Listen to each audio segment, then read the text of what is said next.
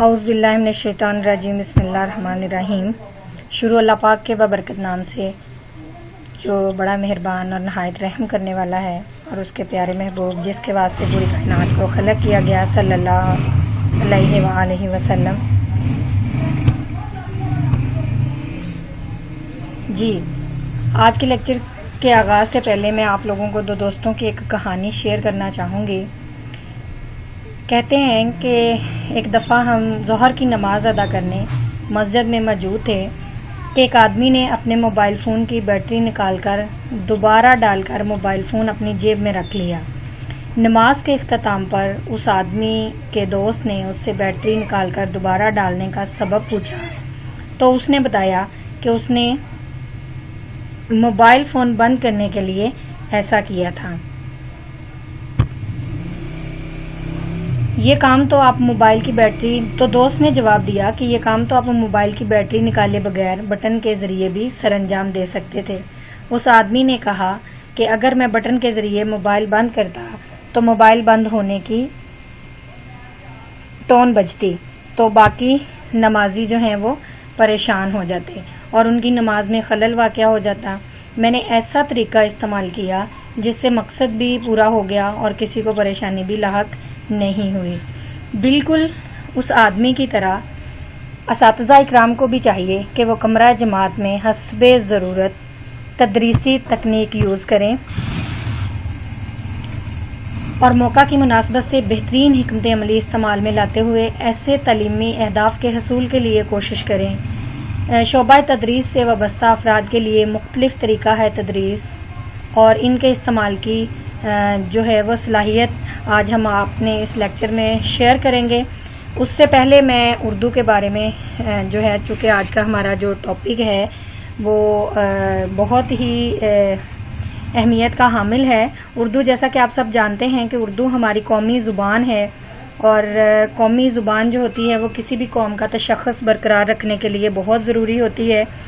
اگر ہم باحثیت پاکستانی چاہتے ہیں کہ ہمارا تشخص برقرار رہے اور جو ہے تو اس کے لیے سب سے پہلے ضروری ہوگا کہ ہم اپنی زبان کا احترام کریں۔ یہاں میں جو ہے ایکس چینی پریزیڈنٹ کی ایگزامپل کوٹ کرنا مناسب سمجھوں گی۔ کہتے ہیں کہ ایک دفعہ ایک کانفرنس روم میں چینی پریزیڈنٹ ایکس پریزیڈنٹ موجود تھے۔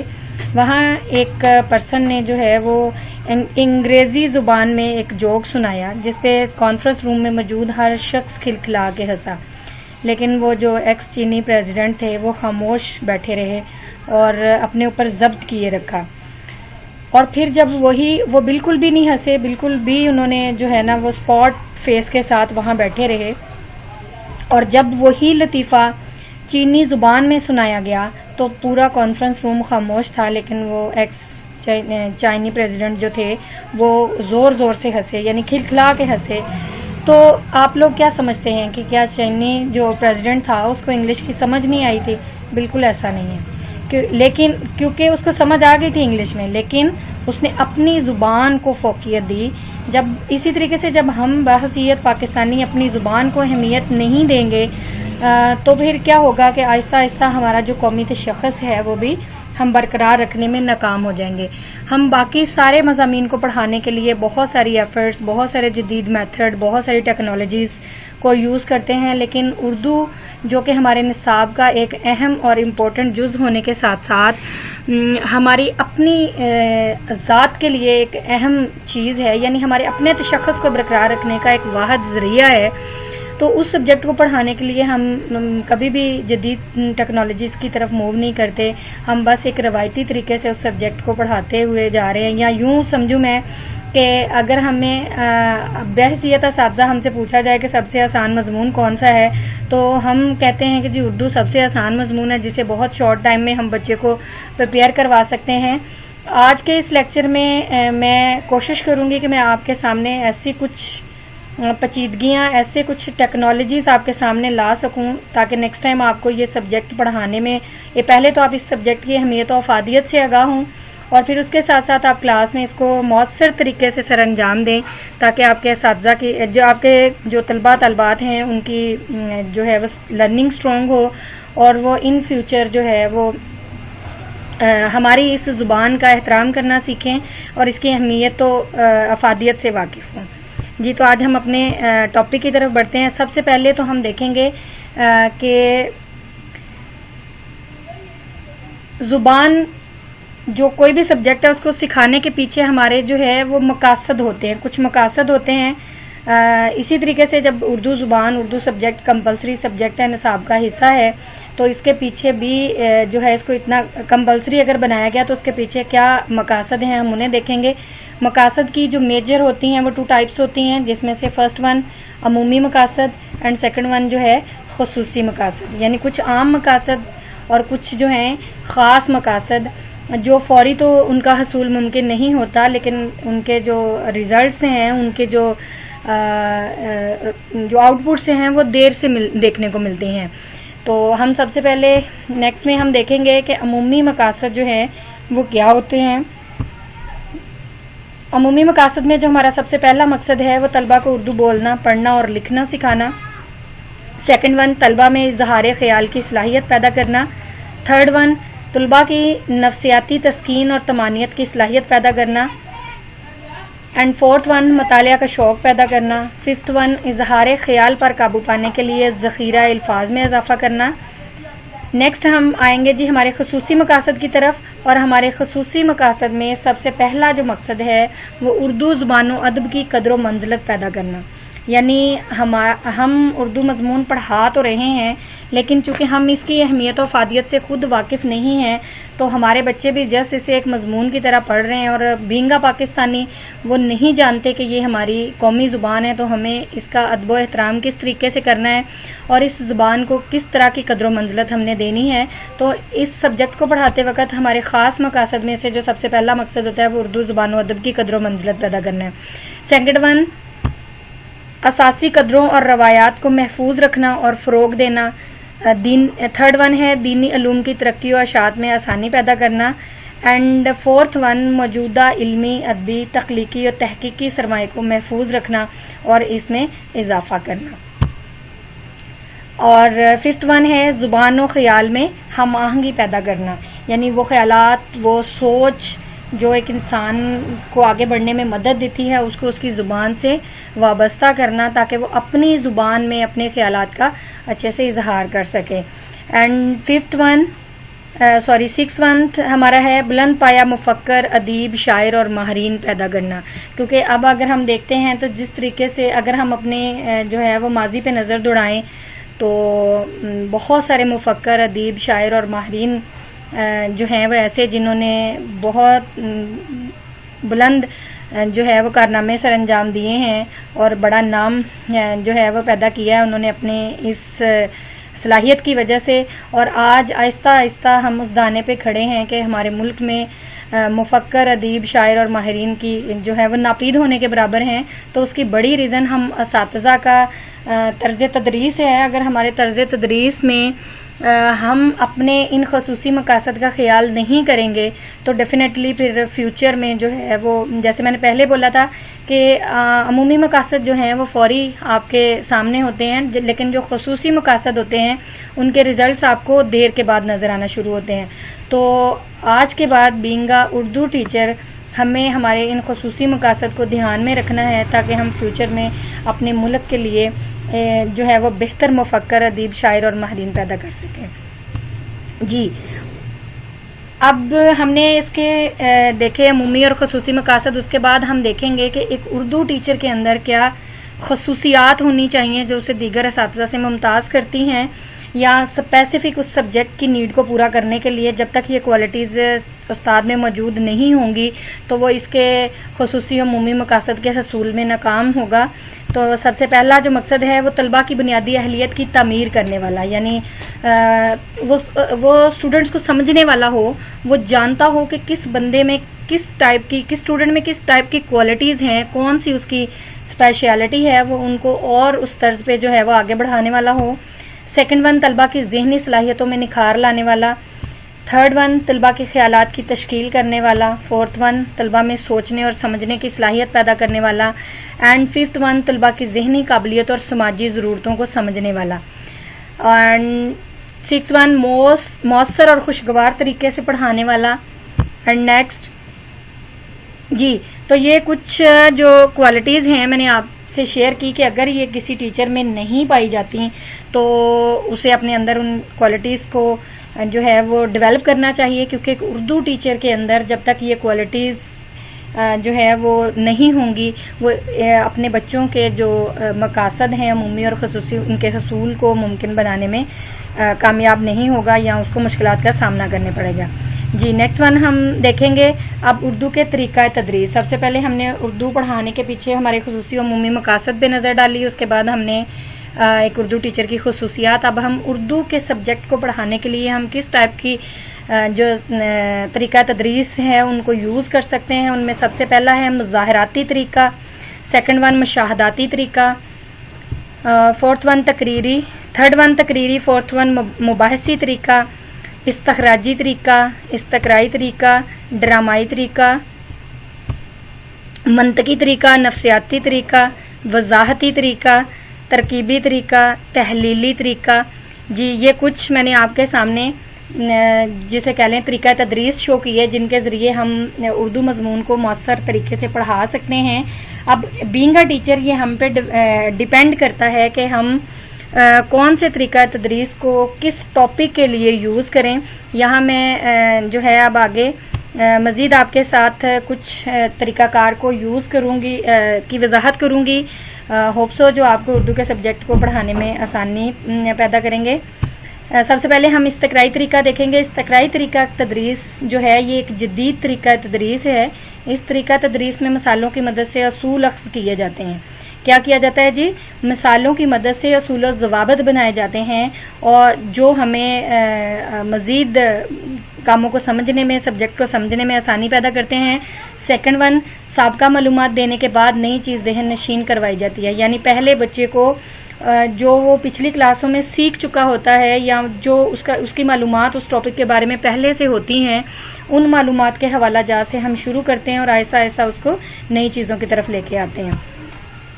इस तरीक़ा तदरीस से तलबा में जो कुछ सलाहियतें पैदा होती हैं उसमें सबसे पहली सलाहियत है तलबा में गौर व फिक्र की क़ुव्वत तेज़ हो जाती है। उनमें अमली शिरकत से क्लास का माहौल खुशगवार हो जाता है। तलबा में खुद एतमादी पैदा होती है। दौरान तदरीस तलबा की दिलचस्पी बरकरार रहती है। जी, इसके बाद है हमारा जो तरीका वो मंतकी तरीका है। मंतकी तरीक़ाकार जो है इस तरीक़ा तदरीस में हम सबसे पहले हरूफ तहज्जी यानी अलिफ बे पे की पहचान करवाते हैं। तलबा को सबसे पहले जो सिखाना शुरू करते हैं वो क्या है जी? हरूफ तहज्जी। हरूफ तहज्जी के बाद हम इराब की मदद से अल्फाज सिखाते हैं।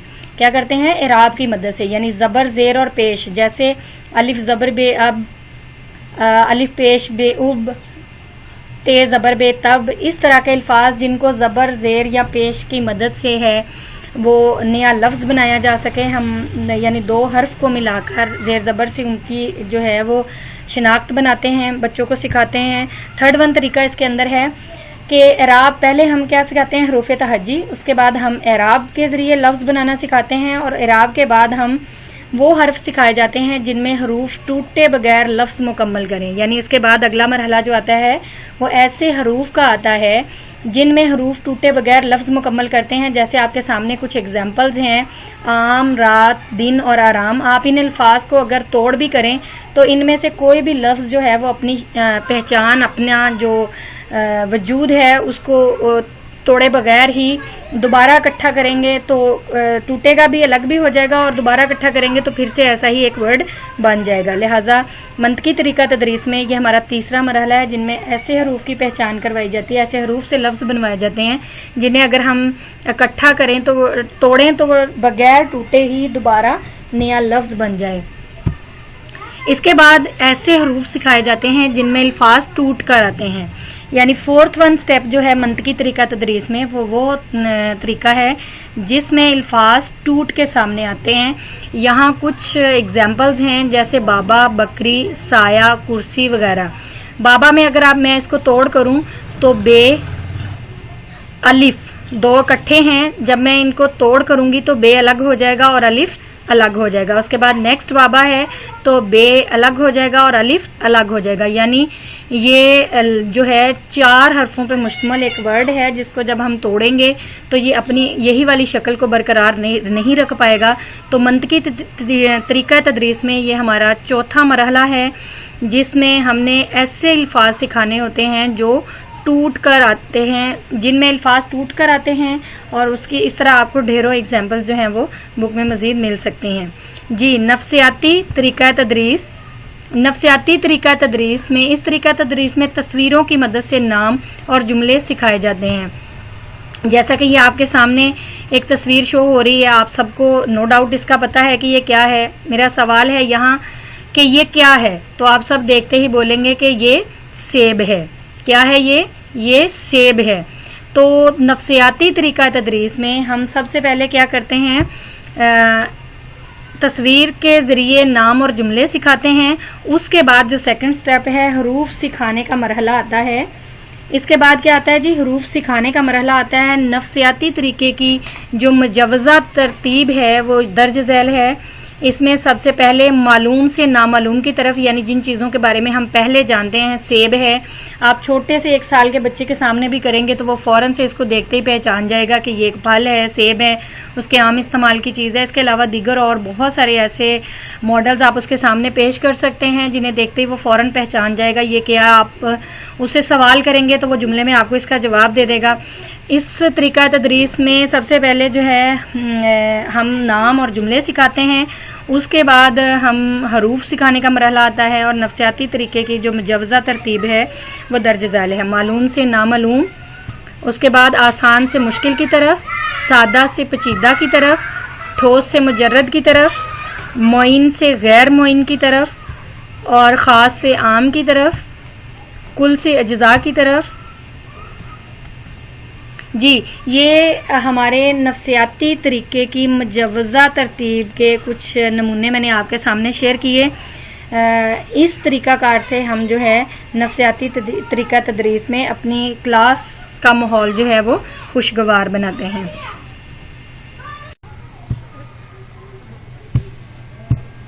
جی نیکسٹ ہمارا ہے ڈرامائی طریقہ.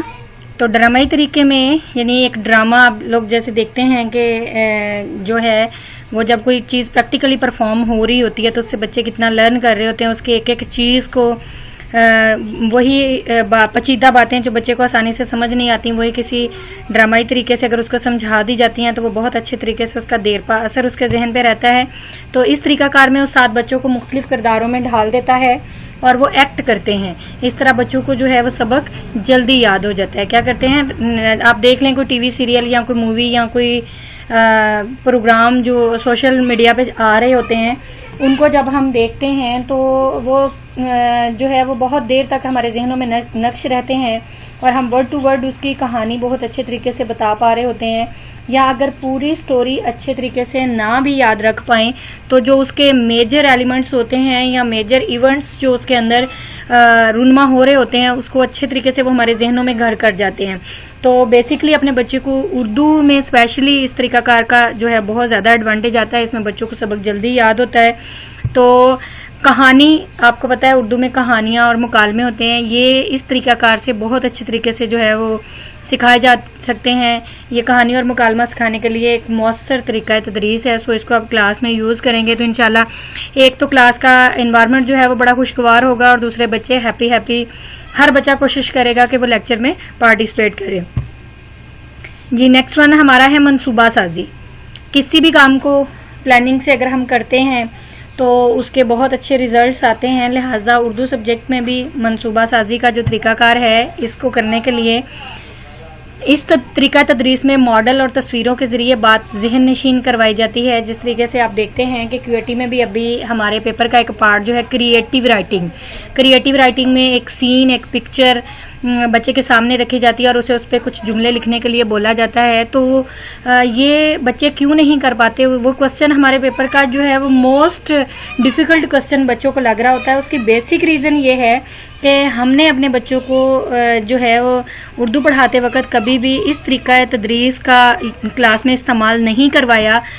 یہی وجہ ہے کہ وہ بالکل اس سے شناسا نہیں ہوتے، تو وہ اس کو اٹیمپٹ نہیں کر پاتے، ورنہ ایسا بالکل بھی نہیں ہوتا کہ کوئی کام ایک بار بچے کی نظروں کے سامنے سے گزرا ہو اور بچہ اس کو اچھے طریقے سے پرفارم نہ کر سکے، اچھا نہ بھی کرے، وہ کچھ نہ کچھ اس پہ ضرور لکھ پاتا ہے، بشرطے کہ وہ کام اس کو ایک بار کروایا گیا ہو۔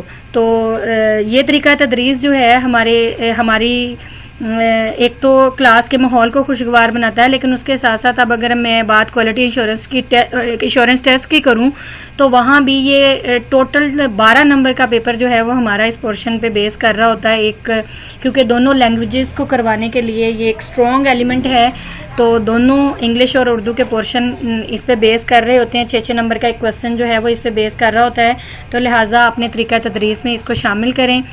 اس طریقہ تدریس سے جو ہے وہ لوگ کہانیاں اور داستان کی وضاحت کے لیے یہ طریقہ کلاس میں استعمال کیا جاتا ہے، یعنی ہم ایک کہانی سے ایک تصویر سے دوسری تصویر کا لنک جوڑتے ہیں، ہماری روایات ہماری اقدار کو اپنے بچوں سے شیئر کرتے ہیں، اور اس کے علاوہ جو ہے وہ کسی بھی منظر سین پہ کچھ لکھنے کے لیے بھی اس کو جو ہے وہ سامنے کیا جا سکتا ہے۔ کسی بھی کہانی کا ماڈل تیار کر کے طلباء کو دکھاتے ہیں یا پھر تصویروں کی مدد سے اس کو پڑھاتے ہیں۔ نیکسٹ ہمارا ہے جی استخراجی طریقہ۔ استخراجی طریقہ تدریس میں استاد بچوں کو انجانی باتوں سے جانی پہچانی باتوں کی طرف لے آتا ہے، یعنی اس طریقہ تدریس میں عموماً کیا ہوتا ہے کہ ہم آج کل جو ایک روایتی طریقہ تدریس کلاس میں چل رہا ہے وہ یہ ہے کہ جو پہلے سے بچوں کو پتہ ہے اس سے اگلی بات ہم نے بتانی ہے، لیکن استخراجی طریقہ تدریس کی یونیکنیس یہ ہے کہ اس میں استاد بچوں کو پہلے وہ باتیں بتاتے ہیں جن کے بارے میں بچوں کو بالکل معلوم نہیں ہوتا۔ یہ ایک ٹیکنیک ہے، جب آپ بچوں کے سامنے کوئی ایسی چیز یعنی جن چیزوں کے بارے میں بچہ پہلے سے جانتا ہے، وہ مانوس ہے ان چیزوں سے، تو وہاں بچے کا انٹرسٹ تھوڑا کم ہوتا ہے اور وہ تھوڑا لائٹ لے رہا ہوتا ہے، اچھا یہ بات تو مجھے پتا ہے۔ لیکن اگر اچانک سے ایک ایسی بات بچے کے سامنے آ جائے جس کو وہ پہلے نہیں جانتا، جس کے بارے میں اس کو کچھ نہیں معلوم، ٹھیک ہے، یعنی آپ نے اپنا جو فرض کریں اگر پیاسا کوا کہانی پڑھانی ہے تو آپ نے پڑھانا شروع کر دیا، جی ایک کوا پیاسا تھا، وہ پانی کی تلاش میں ادھر ادھر نکلا، کیوں نکلا، یہ تھا وہ تھا، باغ میں اڑا، جگ دیکھا، جگ میں کنکریاں ڈالی، یہ وہ ساری باتیں ہیں جو وہ پہلے سے جانتا ہے، اسٹیپ بائی اسٹیپ اپنی کلاس میں وہ سیکھتا آ رہا ہے۔ لیکن اگر آپ بچے سے پوچھتے ہیں بچوں آپ کو پتا ہے کہ ضرورت جو ہوتی ہے، کیا آپ سب جانتے ہیں کہ ضرورت ایجاد کی ماں ہے؟ یہ ایک ایسی بات ہے جس کو کہانی سے جب آپ اس طرح کے کچھ کوسچنز، کچھ اس طرح کی ٹیکنیکس بچے کے سامنے رکھیں گے تو بچہ تھوڑا متوجہ ہوگا آپ کی طرف، پھر اس کے بعد آپ آہستہ آہستہ اسے اس کی جانی پہچانی باتوں کی طرف لے آئیں گے، یعنی وہ کہانی اس کے سامنے رکھ دیں گے کہ یہ لیں جی آج کا ہمارا جو مین ٹاپک ہے جو ہم نے پڑھنا ہے وہ یہ۔ اب چونکہ آپ نے اس کی انجانی باتوں سے جانی پہچانی باتوں کی طرف لے آئے ہیں، اس طریقہ کار سے اردو قواعد سمجھائے جاتے ہیں۔ اس میں بچہ جو ہے، اس کی ایک پرابلم یہ ہے کہ اس میں بچہ محض جو ہے وہ سامعہ بن جاتا ہے۔ یہ اس طریقہ تدریس کی جو ہے ایک یوں سمجھ لیں ڈیفیشنسی ہے کہ اس میں بچہ صرف سامعہ ہے، آپ بول رہے ہیں اور وہ آپ کو سن رہا ہے۔ نیکسٹ ون ہے جی ہمارا ترکیبی طریقہ تدریس۔ ترکیبی طریقہ تدریس میں جز سے کل کی طرف پیش قدمی کی جاتی ہے۔ کیا کیا جاتا ہے جی؟ جز سے کل کی طرف پیش قدمی کی جاتی ہے۔ جز سے مراد ایک حصہ، اور کل جو ہوتا ہے وہ مکمل ہوتا ہے۔ مکمل یعنی ایک حصے سے پوری کہانی کی طرف کا جو سفر ہے وہ ترکیبی طریقہ تدریس کہلاتا ہے۔ اس طریقہ تدریس میں سب سے پہلے بناوٹ، مطلب حروف تہجی کی بناوٹ، اس کی شکلیں، پھر اعراب، پھر الفاظ، پھر اقتباس اور پھر جملوں کا سفر جو ہے وہ ہم طے کرتے ہیں۔ اس کے 2 اہم حصے ہوتے ہیں۔ سب سے پہلا حصہ اس کا ہے صوتی طریقہ۔ صوتی، صوت جس کے اردو میننگ ہے آواز، یعنی ہم بچوں کو نام کی بجائے آوازیں یاد کرواتے ہیں۔ صوتی طریقہ تدریس میں کیا کیا جاتا ہے کہ نام کی بجائے آواز یاد کروائی جاتی ہے، اس سے حرف شناسی اچھی اور تلفظ اچھا ہو جاتا ہے۔ دوسرا اہم طریقہ تدریس جو ترکیبی طریقہ تدریس کا دوسرا اہم جز جو ہے وہ حروف تہجی کا طریقہ ہے. اس طریقے میں حروف تہجی یاد کروائے جاتے ہیں. اس سے حرف شناسی مضبوط ہوتی ہے، لیکن اس میں کیا ہوتا ہے کہ استاد کا ڈر پیدا ہو جاتا ہے بچے میں، اور استاد بچے کو کیا کرتا ہے، رٹنے پہ مجبور کر دیتا ہے. پہلا طریقہ جو ہے اس کا ترکیبی طریقہ تدریس میں جو اس کا پہلا جز ہے صوتی یعنی آوازوں سے پہچان، اور دوسرا طریقہ ہے حروف تہجی کی جو ہے وہ ان کو یاد کروائی جاتی ہے، حرف شناسی ان کی جو ہے وہ مضبوط کروائی جاتی ہے. نیکسٹ ون ہمارا ہے جی تحلیلی طریقہ. تحلیلی طریقہ تدریس میں کل سے جز کی طرف جاتے ہیں. پہلے ہم جو ہے وہ ترکیبی طریقہ تدریس میں کس طرف گئے تھے، جز سے کل کی طرف، جبکہ اگر آپ تحلیلی طریقہ کار کلاس میں یوز کرتے ہیں تو آپ کا پہلا سٹیپ کیا ہوگا کہ آپ کل سے جز کی طرف آئیں گے. یعنی آپ سمجھ لیں کہ کل آپ کا کیا ہے، وہ مضمون، وہ کہانی، وہ قصہ، وہ بات جو آپ اپنے بچے کو، وہ مضمون جو آپ پڑھانے جا رہے ہیں، پہلے وہ کہانی سنا دیں گے. اس کے بعد آپ کیا کریں گے، اس میں کیا آتا ہے جی، پہلا سٹیپ کہانی، پھر جملہ، پھر لفظ اور پھر حرف. پہلے ہمارا سفر حرف سے شروع ہو کے کہانی تک پہنچا تھا، اب ہم نے اس کا متبادل کیا ہے کہ ہم کہانی سے شروع ہوئے ہیں اور ہم حرف کی طرف آئے ہیں. یہ تحلیلی طریقہ تدریس ہے. اس طریقے کے مندرجہ ذیل 3 اہم جز ہیں. پہلا جز جو ہے وہ لفظ واری ہے. لفظ واری میں بچوں کو حروف کی پہچان کروانے کے بعد لفظ بنانا اور بولنا سکھائے جاتے ہیں. سیکنڈ ون ہے ہمارا جملہ واری. اس میں لفظ سازی کے بعد بچوں کو جملہ واری سکھائی جاتی ہے، جس میں بچہ آسانی سے لفظوں کے جملے بنانا سیکھ جاتا ہے. پہلا سٹیپ کیا تھا جی، لفظ واری. لفظ واری میں ہم کیا کرتے ہیں، بچے کو حروف تہجی سے لفظ بنانا سکھاتے ہیں اور ان کو بولنا اور لکھنا سیکھتا ہے. سیکنڈ سٹیپ ہے جی ہمارا جملہ واری، اور جملہ واری میں وہ الفاظ جو اس نے فرسٹ سٹیپ پہ سیکھے ہیں ان الفاظ کو جملوں میں تشکیل دیتا ہے. تھرڈ ون ہے اس کا قصہ واری، یعنی اپنے ان جملوں کو اکٹھا کر کے کہانی، مضمون، خط، ایچ اینڈ ایوری تھنگ، یعنی ایک کانٹینٹ کا، ایک عبارت کا جو ہے وہ کی شکل دیتا ہے. اس میں جو ہے جملہ سازی سے اگلا یہ سفر ہے، یعنی پہلے اس نے لفظ سیکھے، لفظوں کے بعد ان لفظوں کو جملوں میں ڈالا اور ان جملوں کو اکٹھا کر کے اس نے ایک تحریر بنائی. یعنی تھرڈ ون سٹیپ اس کا جو اہم جز ہے وہ ہے تحریر. یعنی پھر بچہ کسی بھی ٹاپک پہ آسانی سے ایک عبارت، ایک اپنا اوپینین جو ہے وہ اس کو لکھنے کے قابل ہو جاتا ہے. جی نیکسٹ ون ہمارا طریقہ کار ہے لیکچر یا تقریری طریقہ تدریس. کچھ چیزیں ایسی ہوتی ہیں، یہ ایک روایتی طریقہ تدریس ہے. کچھ چیزیں ایسی ہوتی ہیں کہ جو جسے کہہ لیں کہ وہ ہمیشہ ہمارے ساتھ جڑی ہوتی ہیں، ہماری اقدار کا حصہ ہوتی ہیں. تو تقریری طریقہ تدریس بھی میں سمجھتی ہوں لیکچر میتھڈ جو ہے ہم اساتذہ کی سمجھ لیں کہ ہماری روح کو تسکین دیتا ہے، یا یوں کہہ لوں کہ ہمیں 1000 میتھڈ اچھے ہوں گے بٹ ہمیں لگتا ہے کہ تقریری طریقہ تدریس سب سے بیسٹ ہے. ہم اساتذہ کو اپنا نالج جو ہے وہ آگے ٹرانسفر کرنا چاہیے، جبکہ اس کے بارے میں کہا جاتا ہے کہ یہ ایک روایتی طریقہ تدریس ہے. اس میں کلاس کو زبانی لیکچر دیا جاتا ہے، یعنی جس بھی ٹاپک پہ ہم بات کرنا چاہتے ہیں اس ٹاپک پہ ہمارے پاس ڈھیروں ڈھیر نالج ہونا ضروری ہے. اگر ہم اس میتھڈ کو یوز کرتے ہیں، ہم لوگ ایکچوئل اس کی روح سے واقف نہیں ہیں. یہ زبان جو ہے زبان دانی میں سب سے مؤثر طریقہ تدریس ہے. اگر ہم اس کو پراپر اس کے طریقے سے یوز کریں، ہم لیکچر سمجھتے ہیں جی کلاس کے میں کھڑے ہوئے اور بک پکڑی، بک سے سارا مضمون پڑھ کے سنا دیا، تو یہ ہمارا تقریری یا لیکچر میتھڈ جو ہے اس کو ہم نے اس طریقہ تدریس کو ہم نے امپلیمنٹ کیا یا اس کی ریکوائرمنٹ فلفل کر دی ہے، جبکہ ایسا نہیں ہوتا. تقریری طریقہ تدریس کا جو مؤثر پہلو ہے وہ یہ ہے کہ آپ جس ٹاپک پہ بات کرنا چاہ رہے ہیں، آپ کو اس ٹاپک پہ مکمل گرپ ہو. جتنا نالج، جو چیزیں، جو ایگزامپلز، جو حوالہ جات آپ اپنے بچے کو دینا چاہتے ہیں وہ آپ کو زبانی یاد ہونے چاہیے. یعنی آپ بغیر کتاب پکڑے کلاس کے سامنے اپنا پورا نالج جو ہے وہ شیئر کریں. جیسے میں نے پہلے ہی بولا کہ یہ طریقہ کار بائی لینگویج بچوں کے لیے بہت مفید ہے، یعنی جو ہے ہماری انگلش، اردو، ان سبجیکٹس کو سکھانے کے لیے جو ہے مؤثر ہے. اس طریقہ تدریس میں اساتذہ کی تربیت اشد ضروری ہے. جیسے میں نے پہلے ہی بولا کہ ساری مہارتیں بچوں کے لیے نہیں ہیں. اس طریقہ تدریس میں استاد کا اسٹرانگ ہونا بہت ضروری ہے. اگر استاد اسٹرانگ نہیں ہوگا تو وہ بچوں کی مہارتوں میں بہتری نہیں لا سکے گا. اب استاد کو اس طریقہ تدریس میں جن پہلوؤں سے اوائڈ کرنا ہے یا جن پہلوؤں کو سمجھ لیں کہ اس میں اس کی اسٹرانگ گرپ ہونی چاہیے، ان میں نمبر 1 پہ ہے اس کی بہتری کے لیے جو درج ذیل اقدامات ہیں. سب سے پہلا کہ استاد کی آواز اور رفتار موزوں ہونی چاہیے.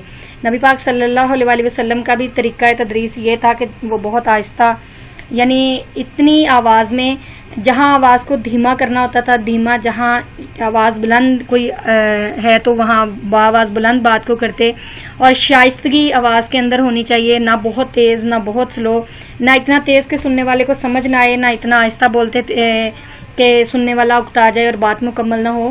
تو استاد کی آواز اور اس کی رفتار میں بیلنس ہونا بہت ضروری ہے. سیکنڈ 1 آسان اور موضوع الفاظ کا استعمال. اس طریقہ تدریس میں استاد کا جو مجموعہ الفاظ ہے وہ مناسب بھی ہونا چاہیے اور آسان بھی ہونا چاہیے. اتنے مشکل الفاظ نہیں بولنے چاہیے کہ بچوں کی سمجھ سے باہر ہوں، یا غیر مناسب الفاظ کا استعمال بھی اسے نہیں کرنا چاہیے جو کہ ہماری تہذیب کے خلاف ہوں.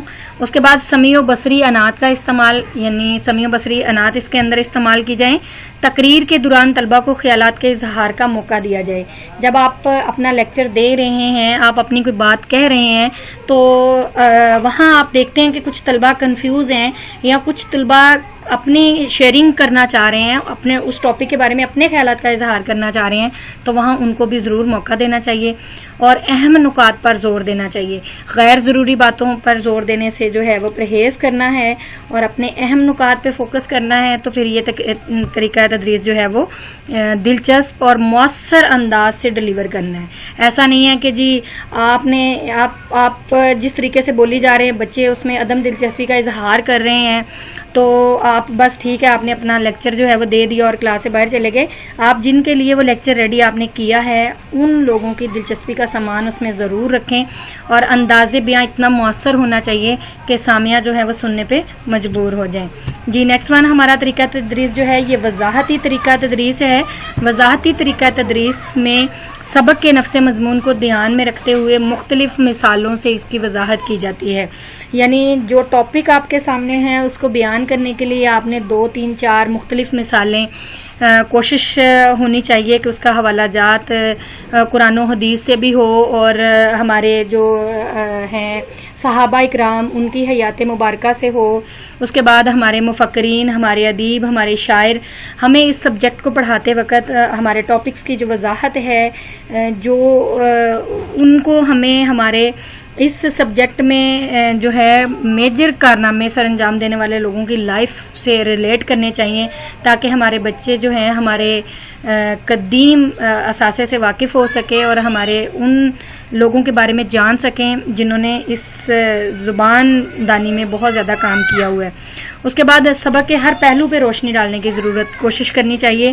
یہ نہیں کہ ایک پہلو تو بہت اچھے سے بیان کر دیا اور دوسروں کو بس جلدی جلدی فارغ کر دیا. سبق کے ہر پہلو کو جو ہے وہ اچھے طریقے سے کلیئر کرنا چاہیے. نیکسٹ ہمارا ہے اردو سبق کے مراحل. یہ ابھی ہم نے جتنی بھی طریقہ تدریس اردو کے مضمون کو پڑھانے کے لیے مختلف ٹاپک کو پڑھانے کے لیے مختلف طریقہ تدریس جو ہے وہ یوز کیا جاتا ہے. اب یہ آپ اساتذہ پہ ڈیپینڈ کرتا ہے کہ آپ کون سے ٹاپک کو پڑھاتے وقت اس میں سے کون سا طریقہ کار تدریس استعمال کرتے ہیں.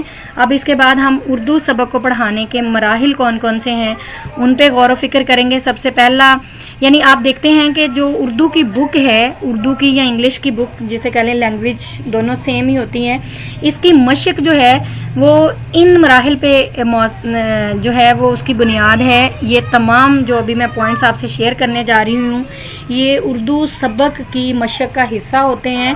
تو کوئی بھی اردو سبق پڑھاتے وقت اگر ہم اس ٹاپک کے اس عبارت میں سے ان مہارتوں کو مد نظر رکھتے ہوئے ساتھ ساتھ ان پہ ورک کر رہے ہوں گے تو پھر کیا ہوگا کہ ہمارے بچے کو ایکسرسائز سولو کرنے میں مشکل نہیں ہوگی. یعنی ہمیں جب پیراگراف پڑھانا ہے تو ہمیں سب سے پہلی مہارت جو بچے میں ڈیولپ کرنی ہے وہ کیا ہے جی ریڈنگ کی مہارت. سیکنڈ 1 ہماری ہے لکھنے کی مہارت.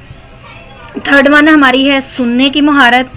فورتھ 1 ہماری ہے گرامر کی مہارت. اور ففتھ 1 ہماری ہے ذخیرہ الفاظ کی مہارت، اور 6-1 تخلیقی لکھائی کی مہارت، اور 7 ہے جو ہے بولنے کی مہارت۔ یہ وہ 7 طریقہ کار ہیں یا مہارتیں ہیں جو ایک سبق کو ڈیزائن کرتے وقت ذہن میں رکھی جاتی ہیں، وہ چاہے اردو کا ہو، چاہے انگلش کا ہو، یا فارسی کا ہو، عربی کا ہو۔ کسی بھی زبان کو سکھانے کے لیے ان 7 مہارتوں پہ جب تک استاد کام نہیں کرے گا، اس کا بچہ جو ہے وہ کبھی بھی اس زبان پہ عبور حاصل نہیں کر پائے گا، یا اس زبان میں اپنے خیالات کا اظہار جو ہے وہ پراپرلی نہیں کر پائے گا۔ جی، آپ نے دیکھا کہ مشق کو انہی 7 حصوں میں تقسیم کیا جاتا ہے، اور یہ 7 سکلز اگر ساتھ ساتھ ہی ملتی ہیں۔ ان مہارتوں میں بہتری لانے کے لیے ہمیں مختلف مشقیں بھی تجویز کی گئی ہیں۔ اگر ان 7 مہارتوں کی بنیاد پر تدریس شروع کر دی جائے تو رٹے سے چھٹکارا پانا کافی حد تک جو ہے وہ ممکن ہے۔ بچوں کو جب ان مہارتوں کو مد نظر رکھ کر پڑھنے، لکھنے، سننے کی پریکٹس کرائی جائے گی تو ان کو رٹے سے چھٹکارا ملنے کے امکانات بڑھ جائیں گے۔ جب ان کے اسباق میں سے مشکل الفاظ کو پڑھنے کی تراکیب، مطالعہ کی تشریح ہو جائے گی تو ان کے لیے سبق کا مفہوم اور مقصد سمجھنا آسان ہو جائے گا۔ اس طرح کی مشقوں سے نہ صرف بچوں کے ذخیرہ الفاظ میں اضافہ ہوگا بلکہ ان کے اعتماد کی سطح بھی بلند ہوگی۔ لیکن ضرورت یہ ہے کہ استاد زبان دانی کو پڑھاتے وقت، یعنی لینگویج، کوئی بھی لینگویج کا جو سبجیکٹ ہے اس کو پڑھاتے وقت ان 7 مہارتوں پہ اس کی اپنی گریپ سٹرونگ ہو۔ سیکنڈ 1 سبکی خاکہ، یہ بہت امپورٹنٹ ہے۔ ان 7 مہارتوں پہ اگر آپ گریپ کرنا چاہتے ہیں تو بینگ اردو ٹیچر آپ کو اپنے سبق کا خاکہ جو ہے وہ اس طریقے سے کچھ بنانا ہوگا، جس کا پہلا پورشن آپ کا ہوگا تمہید، یعنی جو ٹاپک آپ پڑھانے جا رہے ہیں اس کی تمہید۔ سیکنڈ 1 اعلان مضمون۔ تمہید میں آپ کیا لکھیں گے جی؟ اس میں بچوں کی سابقہ معلومات کا جائزہ بذریعہ سوال لیا جاتا ہے اور زیر تدریس سبق سے رابطہ استوار کیا جاتا ہے۔ اس میں تصویری ماڈل، چارٹ، کہانی، سوال و جواب سے مدد لی جاتی ہے۔ ضروری یہ ہے کہ جو معلومات دی جائے ان کا نفس مضمون سے گہرا تعلق ہو۔ یعنی آپ کیا کرنے جا رہے ہیں؟ تمہید جب باندھنے جا رہے ہیں تو تمہید میں آپ ان چیزوں کا دھیان رکھیں گے کہ جو آج کا آپ کا ٹاپک ہے اس کا تعلق وہ وہاں پہ ریلیٹ کر دیں۔ اس کے بعد اعلان مضمون کا ہے، تو اعلان مضمون میں ہم بچے کو سبق کی طرف، اس وقت تک بچہ ذہنی طور پہ تمہید میں ہی راغب ہو چکا ہوتا ہے، اس میں پھر ٹیچر سبق کا اعلان کر دے اور سبق کے نفس مضمون پر مختصر روشنی ڈالے۔ مثلا اگر آپ کسی شاعر کے بارے میں پڑھانا چاہ رہے ہیں، علامہ اقبال کے بارے میں، تو آپ علامہ اقبال کی شخصیت کا مختصر تعارف ان کے 1-2 اشعار کے ساتھ کروا دیں۔ اس کو کروانے کے بعد آ جائیں بلند خوانی۔ ہمارا تیسرا جو اردو سبق پڑھاتے وقت ہمارا سبقی خاکہ ہے، اس کا تیسرا پہلو جو ہے وہ بلند خوانی ہے۔ بلند خوانی یعنی ریڈنگ، اس کا اصل مقصد طلبہ میں صحیح اور مناسب و مؤثر لب و لہجہ میں اردو پڑھنے کی صلاحیت پیدا کرنا ہے۔ ہمیں اردو کا جو بھی ٹاپک ہم پڑھا رہے ہیں ہمیں اس کی ریڈنگ کروانی چاہیے۔ ریڈنگ کرتے وقت جب ہم دیکھتے ہیں کہ ہمارے طلبہ کسی لفظ کا تلفظ صحیح طریقے سے ادا نہیں کر رہے یا مناسب اور مؤثر لب و لہجہ استعمال نہیں کر رہے تو ہمیں وہاں انہیں رہنمائی دینی چاہیے۔ 4th 1 صحت تلفظ، یعنی تلفظ درست کرانے کے لیے بلند خوانی کے دوران استاد غلط تلفظ کے لفظ خاموشی سے بورڈ پر لکھے اور پھر اعراب کی مدد سے طلبہ کو اس لفظ کو دوبارہ پڑھنے کو کہے۔ اگر وہ طالب علم ناکام رہے تو دوسرا طالب علم پڑھے۔ یعنی بلند خوانی میں جب طالب علم ریڈنگ کر رہا ہے تو ریڈنگ کے دوران جو الفاظ وہ غلط بول رہا ہے اس کا اگلا سٹیپ صحت تلفظ ہے، تو استاد وہ تمام الفاظ بورڈ پہ لکھتا جائے۔ بورڈ پہ لکھنے کے بعد اس کی صحت تلفظ بنانے کے لیے ان کو اعراب کی مدد سے واضح کرے اور پھر بچے سے بولے کہ اب وہ انہیں ادا کرے۔ اگر بچہ ان لفظوں کو ادا کرنے میں دوبارہ بھی ناکام رہتا ہے تو کسی دوسرے طالب علم سے رہنمائی لے یا پھر استاد خود اس میں بچے کو ہیلپ کرے اور ان الفاظ کو اعراب کے ساتھ جوڑ کے اس کا تلفظ واضح کرائے۔ سیکنڈ 1 ہے جی تفہیم۔ آپ کو پتا ہے یہ سب سے موسٹ امپورٹنٹ جو ہے وہ ایلیمنٹ ہے۔ تفہیم عبارت ہمارے QAT میں ایک بڑا پورشن ہے۔ اگر میں بات اردو کی یا انگلش کی کروں تو اس پہ 3 MCQs بیس کر رہے ہوتے ہیں ہمارے تفہیم عبارت پہ۔ 13 کے 13 MCQs ہی بلکہ تفہیم عبارت کا حصہ ہوتے ہیں۔ تو ہمیں عبارت کو اچھے طریقے سے سمجھانا چاہیے، سوال و جواب کی مدد سے، کہانی یا تقریر کی مدد سے نفس مضمون کی ہماری وضاحت ہونی چاہیے۔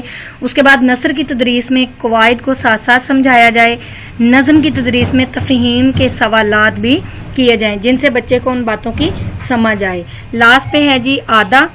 किसी चीज़ को दोहराना, आदा के ज़रिए अपना जायज़ा ले सकते हैं और तलबा ये कि तलबा को सबक की कितनी समझ आई है या नहीं। लास्ट में जैसे हम कहते हैं जी रिकैप्चुलेशन, जितना सारा कुछ आपने पढ़ाया है आधा में, उन सारी चीज़ों को आप एक बार डिफरेंट पोर्शन से कुछ क्वेश्चन जो हैं वो उनको अपने पास रेडी करके रखें। जब आप पूछेंगे यानी इम्पोर्टेंट नुकात, अहम नुकात, जैसे मैंने पहले शेयर किया कि जब उस्ताद उनसे पहले खुद वाकिफ़ होता है तो लास्ट में उसे जो है अदा करना आसान हो जाता है। तो ये सबकी खाका बहुत ज़रूरी है।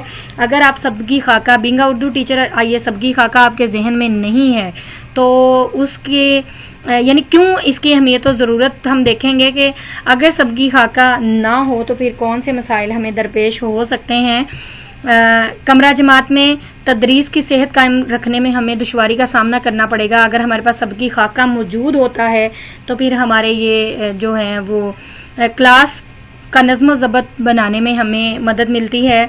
उसके बाद तदरीस के मसाइल का कबल अज़ वक्त अंदाज़ा हो जाता है। कुछ ऐसी चीज़ें बाज़-औक़ात आ जाती हैं जिनके बारे में हमारा इल्म जो है वो नाकाफ़ी होता है, हमें किसी सेकंड पर्सन की रहनुमाई की ज़रूरत होती है। अगर हमने इस चीज़ को पहले से कवर नहीं किया होगा तो उसका नुकसान क्या आएगा कि जब हम क्लास के अंदर पढ़ा रहे होंगे उस वक्त वो चीज़ हमारे सामने आएगी तो हमें बच्चों के सामने एम्बैरेसमेंट का सामना करना पड़ेगा।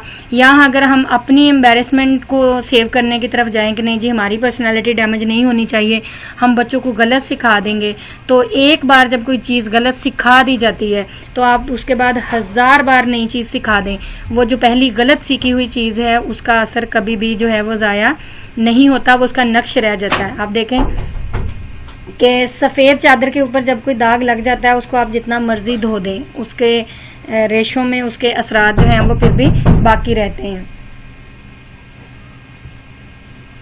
सबक के मवाद की मिकदार और पीरियड के दुरानिया में मुताबिकत पैदा हो जाती है।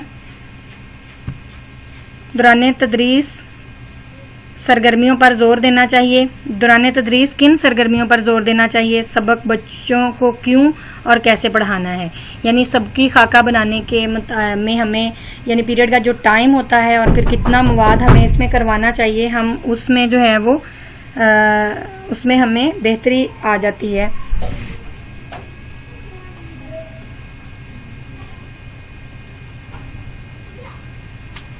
दौरान तदरीस किन सरगर्मियों पर हमें ज़्यादा जोर देना चाहिए, सबक क्यों और कैसे पढ़ाना चाहिए, ये हमारे सबकी खाके में हमें चीज़ों का पता चलता है। अगर हम इसको पहले से बना के अपने पास रखेंगे तो इन सारे पॉइंट्स पे हम बर वक्त जो है वो काबू पा सकते हैं। ज़ुबान की बुनियादी महारतें, किसी भी ज़ुबान को सीखने के पीछे जो है ये 5 बुनियादी महारतें हैं। पहली महारत है सुनना, दूसरी बोलना, तीसरी पढ़ना, चौथी लिखना और 5वीं है समझना। यानी जब किसी बंदे में ये 5 महारतें हैं तो समझ लें कि उसको ज़ुबान पे अबूर हासिल है। अगर हम चाहते हैं कि हमारे तलबा उर्दू दर्स व तदरीस में महारतें हासिल करें तो उनका इन 5 जो है महारतों पे अबूर हासिल करना उन्हें बहुत ज़रूरी है। रीडिंग बेहतर करवाने के अहम नुकात। रीडिंग बेहतर करवाने में सबसे अहम नुक्ता जो है बच्चों को हरूफ शनासी करवाना, लफ्ज़ों को जोड़ तोड़ के साथ अदा करने की सलाहियत, छोटे बच्चों को गाइड रीडिंग की ज़रूरत, ग्रुप रीडिंग करवाना, बाआवाज़ बुलंद मुतालिया करवाना, मुतलका हरूफ उंगली रख कर पढ़ना।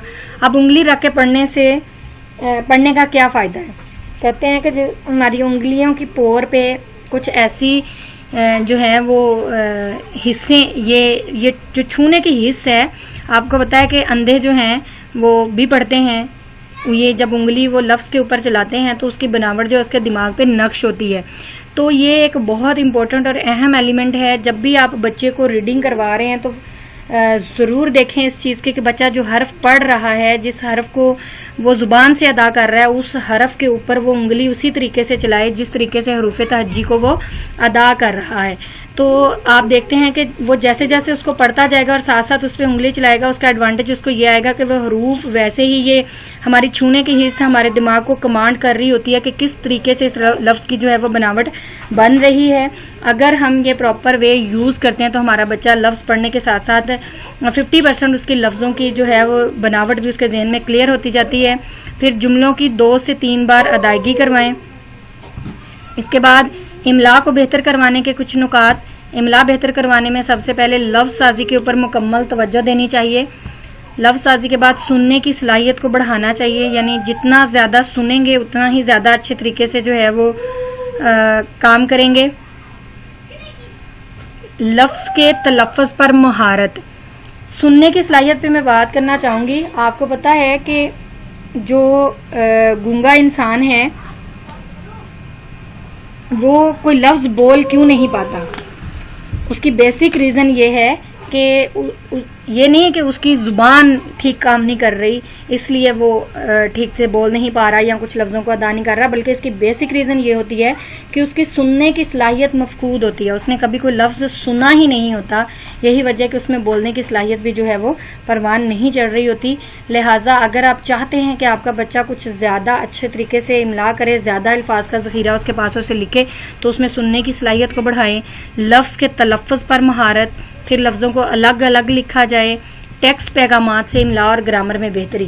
یعنی جو بچے آج کل آپ کو پتہ ہے کہ ملٹی میڈیا کا دور ہے، ہر گھر میں چھوٹے سے چھوٹا بچہ جو ہے موبائل اس کی بیسک ضرورت بنی ہوئی ہے، اور وہ موبائل پہ بہت سارا بیٹھ کے کام کر رہا ہوتا ہے. تو اسے موبائل پکڑ لیں تو وہ آپ دیکھتے چھوٹے چھوٹے بچوں کی وہ ویڈیو کلپس آ رہے ہوتے ہیں کہ جی 6 ماہ کا بچہ اس کے ہاتھ سے موبائل پکڑ لو جو رونا شروع کر دیتا ہے. اسے پتہ ہے کہ یہ گیجٹ کتنا ضروری ہے ان فیوچر میں، تو سارا ٹائم اس پہ اسپینڈ کرنا ہے. اگر ہم اساتذہ اور پیرنٹس تھوڑی مہارت کا مظاہرہ کریں تو ہم اس گیجٹ کے ذریعے بھی اپنے بچوں کی جو املا اور گرامر ہے اس میں بہتری لا سکتے ہیں. کہ بجائے وہ فضول گیمز وغیرہ کھیلیں انہیں وہاں پہ ٹیکسٹ میسیجز لکھنے پہ لگا دیں. وہ چھوٹے چھوٹے میسیجز سے بھی ان کی املا اور ان کی گرامر میں جو ہے وہ بہتری لائی جا سکتی ہے. صاف بولنا اور آہستہ لفظ کی ادائیگی کرے. جی تو یہ ہمارا آج کا جو ہے وہ امید کرتی ہوں کہ آپ نے اچھے طریقے سے ان باتوں کو سمجھا ہوگا، اور آج کے بعد آپ تمام اساتذہ جو ہے وہ اردو سبجیکٹ کو پڑھاتے وقت ان تمام پہلوؤں کو مد نظر رکھیں گے اور اردو کی تدریس کو مزید مؤثر اور بہتر کریں گے، کیونکہ بینگا پاکستانی اردو میرا اور آپ کا فخر ہے، اور ہمیں ہماری زبان کو فروغ دینے کے لیے بڑا رول جو ہے وہ ہم اساتذہ کو پلے کرنا ہوگا. اگر ہم اساتذہ اپنا رول اچھے طریقے سے پلے نہیں کر پائے تو خدا نخواستہ اگر کبھی اردو کو زوال آیا تو اس کے پیچھے بڑا ہاتھ ہم اساتذہ کا ہوگا. اور میں یا آپ میں سے کوئی بھی نہیں چاہے گا کہ ہماری وجہ سے ہمارا یہ قومی اثاثہ ہم سے چھینے. ہم بھرپور طریقے سے کوشش کریں گے کہ ہم اس کا پہلے والا جو عروج ہے اسے بحال کر سکیں. اللہ تعالیٰ آپ کا اور میرا حامی و ناصر ہو اور ہمیں بہتر طریقے سے قوم کو سرو کرنے کی توفیق دے. شکریہ.